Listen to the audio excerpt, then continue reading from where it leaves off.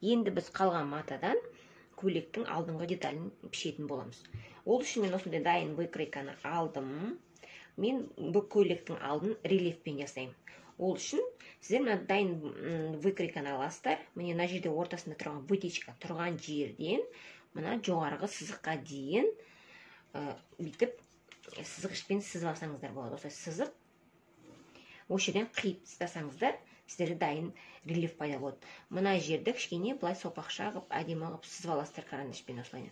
Не болмаса дайын арнайы лекалалар болады. Кішкене сопақша қылып сызатын. Сонымен сызып алсаңыздар болады. Сонда сізде осындай рельеф пайда болады. Міне мысалы, мынаны қиып алдым деп ойлаңыздар. Міне, мына жерден мен осылай тұрған кезде қиып алдым міне. Міне осылай түзуінен көрдіңіздер ме? Міне осылай қиып алдым. Содан кейін қиып болғаннан кейін мына тұрған вытечканы былайынан бүйтіп жауып тастаймыз. Ол бізге керек емес. Көрдіңіздер ме? Мына жерде тұрған вытечканы осылайынан жаба саламыз. Міне. Мынау сонда бізде алдыңғы вытечка, рельефіміз дайын болды. Бұны бөлек пішетін боламыз. Қазір енді мен осыны мына жерден өлшеп, мына рельеф тұрғанға дейін сызып алам. Яғни бұлай алдын ғана. Міне мысалы мынау сияқты. Қажеттейдікін ғой. Осылайынан қиып алам да. Міне рельеф тұрған жерден бастап, міне осылайынан мына жерге дейін бұлай. Осылай ғана пішетін болам. Мына рельеф бөлек деп есептейсіздер. Сіздер қиып аласыздар өздеріңіздің дайын выкройкаларыңызды. Сол кезде сіздерде осылай алды бөлек, мына рельеф бөлек екіге бөлінеді. Міне мына жерден қиған кезде. Сосын осы тұрған алдыңғы бөлікті ғана осы матаның бүктелген жеріне қоясыздар. Ал мына рельефті бөлек қоямыз. Кішкене былай таман бөлек қойып, ортасына екеуінің арасына мына рельефпен алдыңғы бөліктің арасына 1-1 сантиметрден тігіске беріп, артығымен осылай пішіп аламыз матаға. Міне алдыңғы бөлігін пішіп алдық. Және мына рельеф тұратын жерге 1 сантиметр тігіске бересіздер. Осы жерге ғана. Не маталым созылатын болғандықтан мен 0,5 бердім. Сіздер 1 сантиметр бересіздер мына жерге. Және мына рельефті айналдыра, бұны да айналдыра сызып аласыздар. Және осы жерге ғана тігіске 1 сантиметрден бересіздер. Осы жерге ғана. Мына жерге және мына жерге. 1 сантиметрден осы жерге ғана бересіздер. Екі рельефтің ортасына. Қалған жерді просто жай ғана айналдырып сызып аласыздар. Сол бойынша қиып аламыз. Алдыңғы бөлігін пішіп алдық. Мынау рельеф, мынау алдыңғы бөлігі. Енді артқы бөлігін пішетін боламыз. Артқы бөлігін осылай қойып, айналдыра сызып аласыздар да тек қана қиып аласыздар. Ешқандай тігіске берілмейді, өйткені ол тігіске алдын ала беріліп қойған. Енді содан кейін вытечкасын сызып белгілеп аламыз. Енді қараңыздар, артқы бөлігін пішіп алдық. Біз енді артындағы вытечканы арғы бетіне көшіруіміз керек. Ол үшін жаңа вытечканың аяғын екі жағындағы жерге екі ине қадап аласыздар, екі жағына, және вытечканың басына ине қадап аласыздар. Енді осы бетте осыны былайынан аударасыздар. Осылай аударған кезде бізден инелеріміз шығып тұрады. Мына осы инен шығып тұрған бойынша біз вытечкаларымызды осылай сызып аламыз. Мына иненің басы, мына иненің басы. Көрдіңіздер ме? Сонда біздің вытечкамызды осылай сызып аламыз. Тура екі жағы бірдей болу үшін осылай сызып аламыз.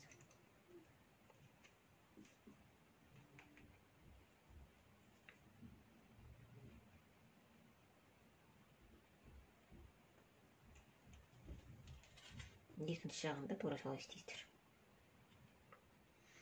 Алдыңғы бөлігі енді мына екі жанындағы рельефті осы алдыңғы бөлікке тігетін боламыз. Мына басынан бастап, мына жерден бастап қыстырып, көктеп алсаңыздар болады осылай. Мына жерден бастап былайынан көктейсіздер, мына жерін бәрін келтіріп, осылайынан. Міне осыған осылай келу керек. Осыны осылайынан көктеп, одан кейін машинкамен жүргізіп шығамыз. Міне алдыңғы деталінің рельефін тігіп алдық осылай. Одан кейін жақсылап үтіктейсіздер. Сонда аударған кезде осылай болып, әдемі болып шығады. Көрдіңіздер ме? Енді бұл алдыңғы деталь. Енді артқы бөлігін қараңыздар. Артқы бөлігін екі вытечкасын тігіп алдым. Міне. Мына екі вытечкасы. Сіздер мына артқы бөлігінде артына тігіс жүргізмесеңіздер де болады. Оны пішкен кезде толығымен осылай артын осылай тұтас пішуге болады. Ол үшін матаның бүктелген жеріне қойып, выкройканы осылай қойып пішсеңіздер, мына арты тегіс болып пішіледі. Мен өзім артына осындай тігіс жүргізгім келді, сондықтан осындай арты екі бөлек қылдырдым. Сіздер осылай тұтасымен жасауларыңызға болады. Бұл жерде мысалы арты тұтас болса, сіздерде тек қана екі вытечканы ғана тігесіздер. Сонда артқы деталь дайын болады. Көйлектің алдыңғы жағына мен рюшалар салайын деп отырмын. Мынандай. Ол үшін мына тура ортасынан түзу қылып сызып аласыздар. Тура ортасынан, мойынның бөлігінен. Одан кейін мынандай рюша жасаймыз. Ол үшін осындай 4 сантиметрге мата қиып аласыздар, 4 сантиметрлік жалпақтықта. Содан кейін екі шетін зигзагпен жүргізесіздер. Мына екі жанын. Содан кейін сборка жасай саласыздар. Сонда бізде осындай әдемі рюшаларымыз пайда болады. Енді осы рюшаларды біз мына тұрған сызықтың екі жанына орналастырамыз. Міне, осылаймен. Осылай орналастырамыз. Бұны инемен қадап аламыз. Мына осылай бір қатар, сосын жанына тағы бір қатар. Міне осылайнан мен 4 қатар рюша орналастырдым. 4 қатар. Бұларды мен жай ғана қазір инемен қыстырып қойдым міне. Енді осыларды тура осыны ортасындағы сызықпен бағана тігілген өзінің рюшаның өзінің тігілген тігістері бар ғой. Тура солардың үстінен осылай түзу қылдыртып ұстап отырып, осы 4-еуін машинкамен тігіп шығам. Енді алдыңғы деталь мен артқы детальдарымыздың иық тігістерін оң бетіне қоясыздар осылай. Одан кейін екі иығын бір-біріне беттестіріп тігеміз. Одан кейін мына екі жанындағы тігістерді бір-біріне беттестіріп осылай жүргіземіз. Және иық тігісін жүргіземіз. Мына менде жең сызбасы. Жең сызбасын қалай сызу менің YouTube каналымда бар. Видеоның астына сілтемесін қалдырамын сіздерге. Тура соған қарап осылай сызып аласыздар. Және матаның бүктелген жерін мына жеріне қоясыздар. Енді мен сызбаның басынан бастап төмен қарай 25 сантиметр белгілеп алдым. Одан кейін мына астыңғы жағында маған керек емес ұзындықты алып тастадым. Енді мына мен мына жерден қиямын. Осы жерден қиып тастаймын да. Мына бөлігін расклешение жасаймын. Мына бөлігін. Мына жері осылай қалады. Мен мына жерден қиямын.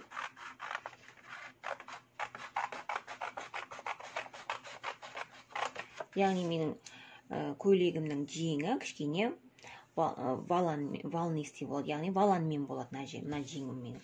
Сондықтан мен бұл жеңімді қазір моделирование жасаймын.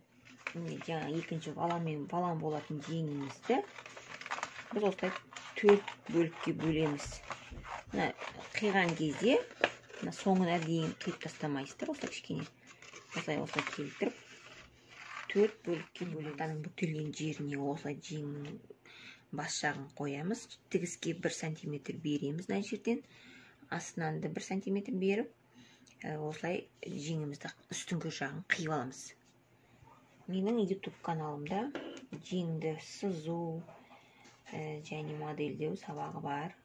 Көрсеңіздер болады. Толығымен түсінікті барлығы айтылған моделирование сабақтарының барлығы менің YouTube каналымда тегін. Сол жерден өздеріңізге керекті ақпараттарды алсаңыздар болады. Міне біздің жеңнің баланы. Мен жаңа мына жеңді сызған кезде жеңнің бір бөлігін ғана сыздым.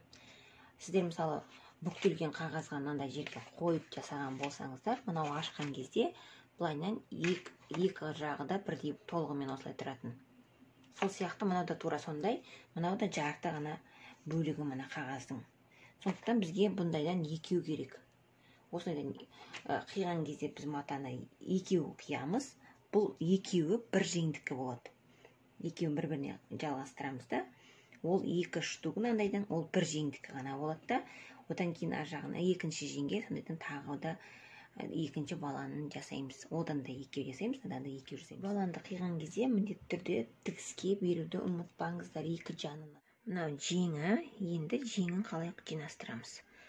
Мына жеңін аласыздар да, былайнан бір-біріне беттестіріп, міне ішкі жағынан мына жерден тігіс жүргізесіздер 1 сантиметр. Одан кейін мына матаның қолтықтың ортасынан бастап мына жерге дейін былай көктеп тігесіздер. Мына жерге дейін осылайынан көктеп тігесіздер жіппен. Одан кейін жай-жайдан былай сборка жасаймыз. Жеңін, яғни валанын осылай орналастыратын боламыз. Міне қолтығын көрдіңіздер ме? Осылай. Мына головкасын ғана міне осылай кішкене жинастырып сборка жасаймыз да, содан кейін барып иыққа қондырамыз. Көйлектің екі жақ жеңін тігіп алдық. Енді мына кешегі дайындап алған валанымызды міне осынан жеңге тігеміз. Мына жең тұрған жерге мына валанды тігесіздер осылайынан. Осылай тігеміз. Енді көйлегіміздің үстіне мына юбкасын тігеміз. Юбкасы бізде полусолнце болып пішілген, ұзындығы 85. Осыны осы көйлектің үстіне осылай келтіріп тігеміз. Енді біз көйлегіміздің мойнын осылай косая бейкамен айналдырып тігіп шығамыз. Мынау өз матадан жасалынған, ені 3 сантиметр. Әртүрлі тәсілмен тігуге болады. Ең оңай тәсілмен тігейік деп шештім. Міне осылай ортасынан бүктейсіздер. Одан кейін матаның оң бетіне, міне оң бетіне осылай қоясыздар. Матаның оң бетін келтіріп, одан кейін инемен қыстырып аламыз. Осылай айналдырып бірінші тігіп аламыз қазір. Осылай тігеміз бірінші. Бірінші осылай айналдырып тігіп аламыз. Міне мойын ойындысын біз айналдыра тігіп шықтық. Мынау ең оңай тәсілі, яғни футболканың мойын ойындысын жасаған сияқты оңай тәсілмен, өте оңай тәсілмен. Тек қана матаның оң бетіне осылай қоясыздар да айналдыра тігіп шығасыздар. Міне мойынымыздың ойындысы осымен бітті. Енді етегін қалай жасаймыз? Етегінде бірінші тегістеп алғаннан кейін, яғни манекенге кигіз қойып етегін тегістеп алғаннан кейін, бірінші матаны айналдыра зигзагпен, етегін зигзагпен айналдыра жүргізіп шығамыз шеттерін. Етектің маңайын барлығын. Одан кейін ішке қаратып 1 сантиметрмен ішке қаратып түстес жіппен осылай айналдырып тігіп шығасыздар. Міне сонда осымен осылай көйлегіміз дайын болады. Міне қараңыздар, менің көйлегім дайын. Алды осындай әдемі рюшамен. Жеңін валан. Екі жеңін валанмен жасадым. Және етегі полусолнце. Ұзын және өте ыңғайлы. Осылай жылдам өздеріңізге әдемі көйлек тігіп алсаңыздар болады. Өте оңай.